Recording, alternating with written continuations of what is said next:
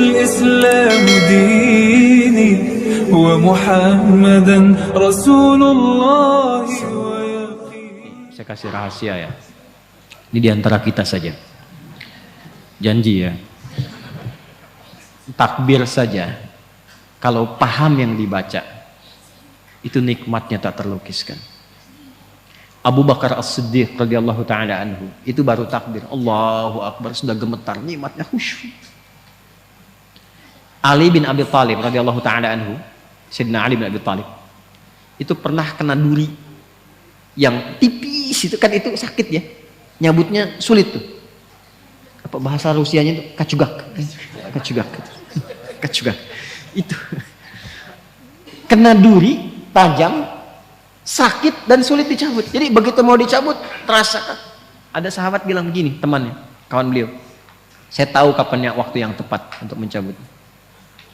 Begitu takbir, Allahu Akbar, takbir, itu dicabut durinya, bahkan tidak ada perubahan di ekspresi wajahnya, sama persis dengan saat mulai bertakbir. Gitu. Hanya satu kalimat, Allahu Akbar. Ucapkan di lisan, terjemahkan di pikiran, Allah Maha Besar. Di pikiran kita mengikuti, menerjemahkan. Sebab kalau pikiran tidak mengikuti, setan memiliki celah. Namanya khanzab. Ada setan penggoda orang sholat namanya khanzab. Saya tidak berani menjanjikan, tapi satu saat kalau kita nanti ada waktu, kita ngaji khusus fikih setan. Sepakat? Halo, jangan lihat saya begitu ya. Nanti ada 9 jenis setan yang harus kita waspadai. Dari mulai setan wudhu, setan rumah, setan kantor, terus setan pasar. Ada bu, setan pasar. Sekarang sudah mulai keren, jadi ke mall. Gitu. Itu yang bikin ibu kalau ke mall itu pulang ke rumah masih ingat tas yang ibu lihat itu. Nah itu artinya pengaruh setan melekat sampai ke rumah.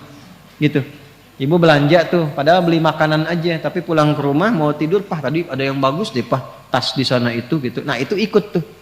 Udah lama tas kan masih banyak tuh, yang penting fungsinya bisa jadi ibadah. Oh iya ya Pah, ya Allah itu kan dihisab. Tapi yang tadi juga bagus kok Pah itu. Itu ke bawah. Itu setan pasar. Ya.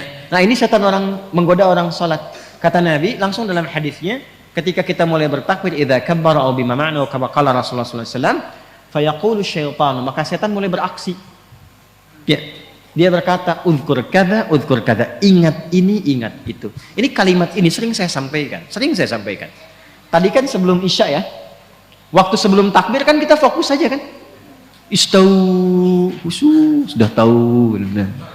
Khusyuk, fokus. Nggak ada ingat apa-apa. Tapi begitu takbir, Allahu Akbar, langsung muncul semua di kepala tuh. Ini hujan berhenti apa enggak? Ini pulang bagaimana? Ya kan? Dan sebagainya. Muncul, betul kan begitu kan? Muncul kan? Betul. Nah, berarti hadisnya benar. Dan Nabi nggak mungkin salah karena ada petunjuk wahyu. Hatta la yash'ura lil musalli kam raka'atan yusalli. Sampai ada orang sholat itu tidak menyadari berapa rakaat sebetulnya dia sedang menunaikan sholat. Pasti terjadi. Nanti subuh kejadian nih besok nih. Jadi begitu Anda takbir dari mulai tahajud, kalau yang tahajud, nanti kata-kata saya ini akan muncul lagi tuh. Allahu Akbar, ingat nih setan akan menggoda ini. Itu setan. Itu setan. Walaupun dia datang untuk mengingatkan, tapi tetap dia setan. Dia setan. Cara mengatasinya bagaimana? Nah, jadi mengetahui, memahami bacaan sholat itu menjadi penting untuk menepis itu. Jadi begitu bertakbir Allahu Akbar, pikiran menerjemahkan Allah Maha Besar, hati meresapi langsung. Ya Allah, aku berikrar Engkau yang Maha Besar. Tapi sebelum sholat bahkan aku membawa kebesaran dalam kehidupan. Sombong kepada kawan, merasa yang paling hebat dengan pasangan, yang tinggi dibandingkan dengan kawan, merasa yang paling agung, tinggi kedudukan dan sebagainya. Dibawa, bagaimana kalau Engkau wafatkan aku sekarang dan aku merasa dalam kebesaran itu, tobat ya Allah. Aku mohon ampun. Ini yang membuat Abu Bakar As-Siddiq radhiyallahu taala anhu, sahabat terbaik, imannya tinggi, dekat dengan Nabi, hidupnya membersamai Nabi, hijrah jadi pendamping Nabi, di kuburan menjadi teman Nabi, di akhirat membersamai Rasulullah. Itu takbir Allahu Akbar sampai menangis mengingat itu. Maka dalam kesadaran itulah kita mengucapkan Allahumma ba'id baini wa baina khataaya kama ba'adta bainal masyriqi wal maghrib. Khataaya, ya kecil di belakang itu ya pengakuan. Ya Allah, saya mengakui saya ini banyak salahnya. Hamba ini banyak maksiatnya ya Allah. Sedangkan hamba masih mengaku hambamu. Hamba berharap surgamu, hamba berharap pertemuan dengan Rasulullah, tapi hamba mengakui hamba banyak dosa.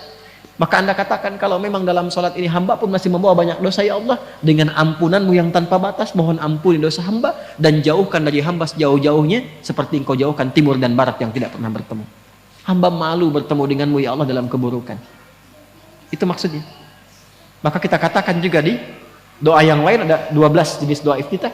Ini atau wajjahtu wajhiya lilladzi fataras samawati wal arda hanifan musliman wa ma ana minal musyrikin. Inna salati wa nusuki wa mahyaya wa mamati lillahi rabbil la syarika lahu bidzalika umirtu wa ana minal. Makanya doa itu seringkali disandingkan dengan pembuka juga iftitah. Allahu akbar kabira walhamdulillahi subhanallahi bukratan wasila. Baru masuk ke wajjahtunya. Itu untuk menguatkan kepada jiwa. Ya Allah, aku merendah, aku pasrah. Hamba yang banyak salah.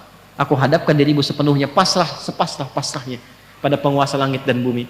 Saya sholat, saya beribadah, bahkan hamba hidup, bahkan engkau wafatkan hamba sekarang dalam sholat. Hamba pasrah ya Allah. Yang penting engkau akui hamba sebagai seorang muslim. Hamba berjanji, kalaupun setelah sholat ini diberikan kesempatan hidup, maka hamba akan jadi muslim yang patuh dan baik setelah ini. Wa ana minal muslimin. Buktinya apa? Setelah sholat dibawa nggak kalimat itu?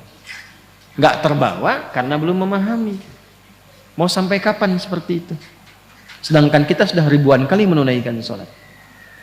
Kenapa dari sekian ribu itu tidak ada yang kita usahakan untuk menikmati sholat itu?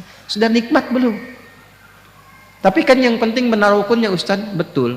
Dan itu mengangkat kewajiban, menghilangkan dosa. Ada pahala kalau rukun terpenuhi. Tapi problemnya, ada nggak dampaknya kepada jiwa yang terasakan dalam menjalani kehidupan dunia? Sebab dulu orang sholat itu bukan hanya menggugurkan hukum, berubah menjadi orang baik. Paham?